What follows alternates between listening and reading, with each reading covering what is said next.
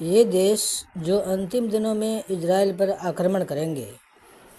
Gog एक ऐसा व्यक्ति है जो मगोग की भूमि पर शासन करता है। कई बाइबल विद्वान मानते हैं कि मगोग रूस का दक्षिणी भाग है और गोग का मतलब है रोश का राजकुमार। उनका मानना है कि रोश का मतलब रूस की भूमि है। उत्पत्ति 10 में यह बताता है कि मगोग मेशेक और तुबल से मिलकर बनी पहली जाति येपेत की संतान थी, जो नूह के 3 बेटों में से एक था। येपेत और उसका परिवार आधुनिक रूस के क्षेत्र में चले गए। एजेकियल 38:15 में परमेश्वर गोग और मगोग को सूचित करता है, तुम सुदूर उत्तर में अपने स्थान से आओगे। हिब्रू शब्द का अर्थ है उत्तर का सबसे दूर का भाग। इजराइल के सुदूर उत्तर में रूस लगता है। इस फिल्मांकन की तिथि पर हमास, फिलिस्तीन और ईरानी प्रतिनिधि रूस में मिल रहे हैं।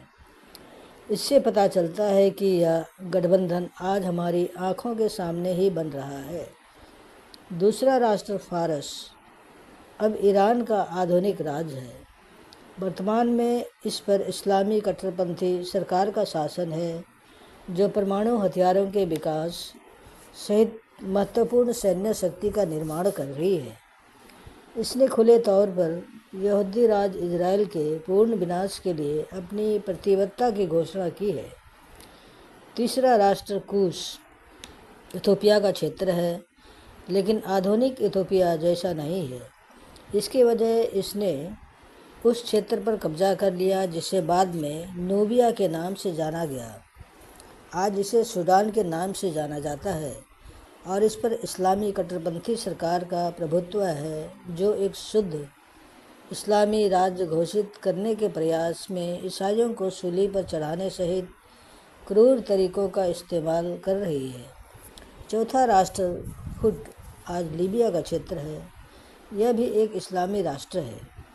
यह पश्चिम और इजराइल के घोर विरोधी है और पश्चिमी खुफिया एजेंसियों को सूचित किया गया है कि लीबिया ने अपनी सैन्य शक्ति के विकास में सहायता के लिए पूर्वी यूरोपीय और पूर्व सोवियत सैन्य वैज्ञानिकों को काम पर रखा है।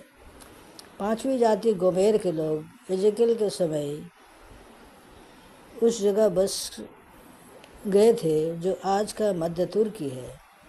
छठे राष्ट्र तो गर्मा के लोगों की पहचान जोसेफस ने फ्रीजियन के रूप में की थी, जो कप्पादोसिया, जो अब पूर्वी तुर्की है, में बस गए थे। तुर्की में पांचवें और छठे राष्ट्रों के स्थान को ध्यान में रखते हुए यह ध्यान दिया जाना चाहिए कि तुर्की की वर्तमान सरकार को इस्लामी कट्टरपंथियों से खतरा है। नतीजन कुछ नेताओं को डर है कि तुर्की दूसरा ईरान बन सकता है।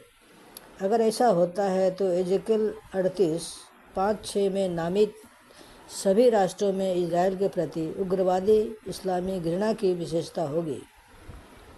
दरअसल मौजूदा तुर्की राष्ट्रपति हमास का समर्थन कर रहे हैं और इजराइल और हमास के बीच चल रहे युद्ध में इजराइल की निंदा कर रहे हैं। यहाँ तक कि वह इजराइल और पश्चिम देशों के साथ युद्ध की धमकी भी दे रहे हैं।